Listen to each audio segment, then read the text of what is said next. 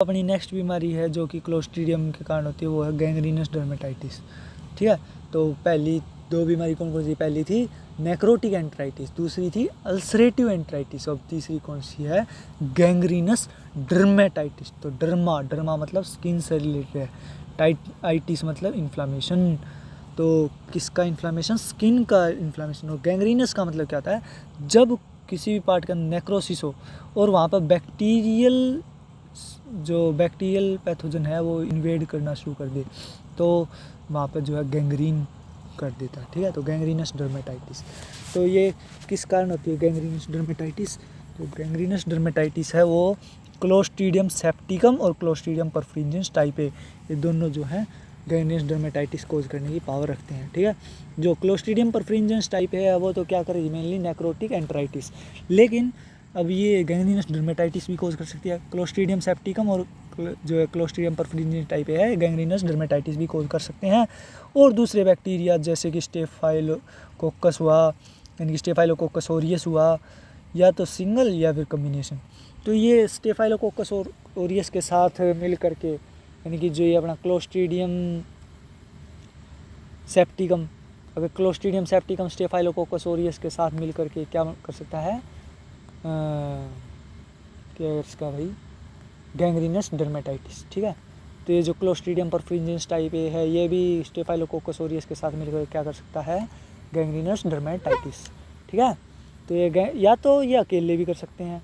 Clostridium सेप्टिकम जो है वो अकेला भी जो है गैंग्रीनस डर्मेटाइटिस कोज कर सकता है, लेकिन क्लोस्ट्रीडियम परफ्रिंजेंस जो है इसका विश्वास करो क्योंकि वो नेक्रोटिक एंट्राइटिस भी कोज करेगा। तो यो मान के चलो स्टेफाइलोकोकस ओरियस के साथ मिलकर ही क्या कोज करेगा?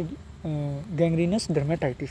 ठीक है, तो इसके अंदर जो है किसके अंदर देखने मिलेंगे? जो ओल्ड ब्रॉयलर है, यानी कि जो 4 से 8 हफ्ते के जो भी ब्रॉयलर बर्ड हैं, 4 से 8 हफ्ते के जो ब्रॉयलर बर्ड है उनके अंदर जो है यार गैंग्रीनस डर्मेटाइटिस होने के चांसेस हद से ज़्यादा है, मोस्ट ससेप्टिबल है। ठीक है, तो गैंग्रीनस डर्मेटाइटिस जो है 4 से 8 हफ्ते के जो भी ब्रॉयलर बर्ड्स है उनके अंदर ज़्यादा देखने मिला है। ठीक है, तो जो 4 से 8 हफ्ते के ओल्ड ब्रॉयलर बर्ड्स रह रहे हैं, यानी कि 4 से 8 हफ्ते की एज वाले ब्रॉयलर बर्ड्स रह रहे हैं, उनके अंदर गैंग्रीनस डर्मेटाइटिस जो है वो कॉमनली देखने मिला करे। ठीक है, तो लेयर्स के अंदर 6 से 20 हफ्ते के, यानी कि जो 6 से लेकर 20 वीक तक की जो भी एज वाले लेयर बर्ड्स रह रहे हैं उनके अंदर गैंग्रीनस डर्मेटाइटिस देखने मिला रहा है। ठीक है, तो ब्रॉयलर्स की एज कितनी होगी? 4 से 8 हफ्ते, और लेयर्स की कितनी? 6 से 20 हफ्ते। ठीक है, तो उनके अंदर गैंग्रीनस डर्मेटाइटिस देखने मिला रहा है। अब है प्री डिस्पोजिंग फैक्टर, तो ये किस किस के साथ मिल सकते हैं? IBD इन्फेक्शियस बर्सल डिजीज़ के साथ, IBH इन्फेक्शन के साथ, इन्फेक्शियस IBH का मतलब हेपेटाइटिस है या फिर कुछ और है, देख लियो। IBH इन्फेक्शन के साथ, पुअर मैनेजमेंट के साथ, ओवर क्राउडिंग के साथ। ठीक है, तो ये किस किस के साथ देखने मिल सकते हैं? ये देखने मिल सकते हैं IBD के साथ, इन्फेक्शियस बर्सल डिजीज़ के साथ, IBH के साथ, IBH इन्फेक्शन के साथ, या पुअर मैनेजमेंट के साथ, या फिर ओवर क्राउडिंग के केस के अंदर जो है गैंग्रीनस डर्मेटाइटिस देखने मिल सकता है। ठीक है, क्योंकि ओवर क्राउडिंग, अगर एनिमल अपने पास 100 पक्षी रखने की जगह अगर आप उसके अंदर 250 पक्षी रखेंगे तो बेचारा का स्ट्रेस होगा, ओवर क्राउडिंग की वजह से स्ट्रेस होगा, तो उसके कारण भी जो गैंग्रीनस डर्मेटाइटिस के चांस बढ़ जाए।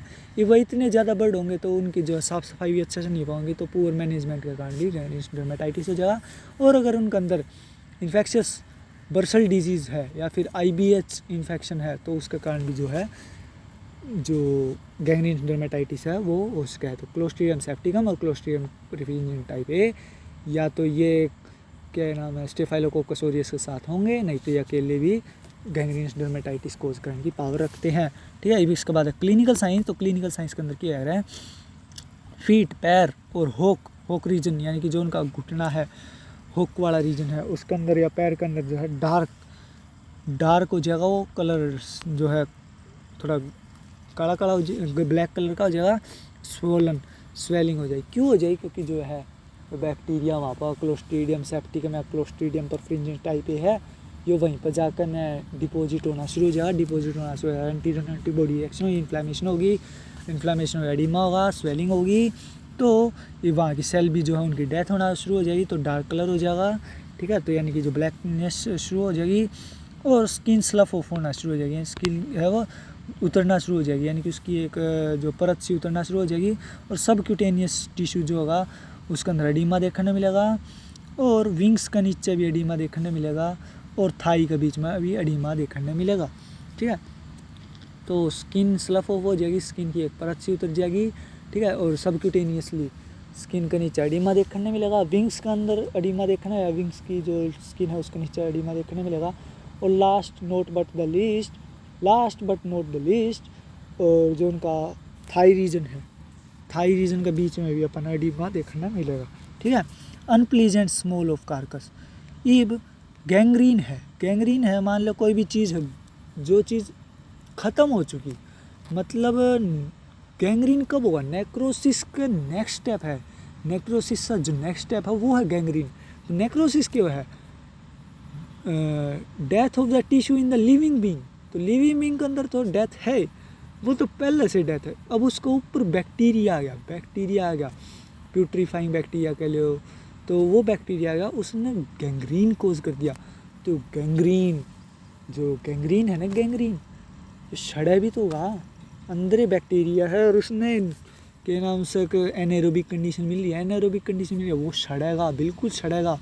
तो अनप्लीजेंट स्मेल ऑफ कार्कस, तो कार्कस के अंदर अनप्लीजेंट स्मेल होगी। क्यों होगी, क्योंकि जो स्किन की सबक्यूटेनियस लेयर है उसके अंदर एडिमा है, जो विंग्स के लेयर के अंदर एडिमा है, और जो थाई है उसका रीजन के बीच में एडिमा है। तो सारी जगह एडिमा है, नेक्रोसिस है, वो गैंग्रीनस डर्मेटाइटिस है। तो इसके कारण अनप्लीजेंट स्मेल आएगी, कार्कस के अंदर कैसी स्मेल आएगी, अनप्लीजेंट स्मेल आएगी। फिर इसके बाद है पैथोलॉजिकल चेंजेस। तो पैथोलॉजिकल चेंजेस के अंदर क्या होगा, जो स्किन है वो स्लफ ऑफ होना शुरू हो जाएगी, यानी कि उसकी परत से उतरना शुरू हो जाएगी। सबक्यूटेनियस टिश्यू के अंदर जो है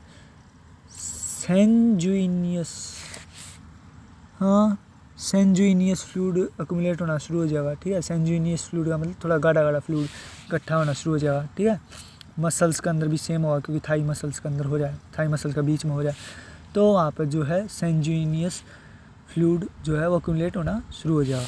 फिर सबक्यूटेनियस टिश्यू जो होगा, या जो कि मसल्स के नीचे प्रेजेंट होगा सबक्यूटेनियस टिश्यू, उसके अंदर कंजेशन देखने मिलेगी, स्ट्रीक्स कंजेशन की जो है लकीर सी दिखाई देंगी, हीमोरेज यानी कि खून की लकीर सी दिखाई देंगी, अल्टरनेट एरिया के ऊपर दिखाई देंगी, यानी कि एक है एक जगह को नेक्स्ट पे को नहीं, फिर नेक्स्ट है फिर को नहीं, फिर उसका जो पैरेलल लाइन है उसके अंदर जहाँ पे उस एरिया में को नहीं वहाँ पे है, फिर को नहीं, फिर है, ऐसे अल्टरनेट एरियाज के ऊपर दिखाई देगी।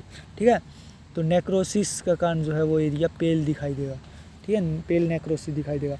गैंग्रीनस फॉर्मेशन, तो गैंग्रीन बना, नेक्रोसिस के बाद जो नेक्स्ट स्टेप है, जब नेक्रोटिक सेल के ऊपर या डेड सेल के ऊपर, dead cell in living being, यानी कि जो लिविंग ऑर्गेनिज्म है उसके अंदर जो डेड सेल है, नेक्रोटिक सेल है, उसके अंदर अगर पुरलेंट बैक्टीरिया आना शुरू हो जाएगा तो वो अपने टॉक्सिन छोड़ेगा, तो वहाँ पर गैंग्रीन बनाना शुरू होगा, तो गैंग्रीन बनेगा।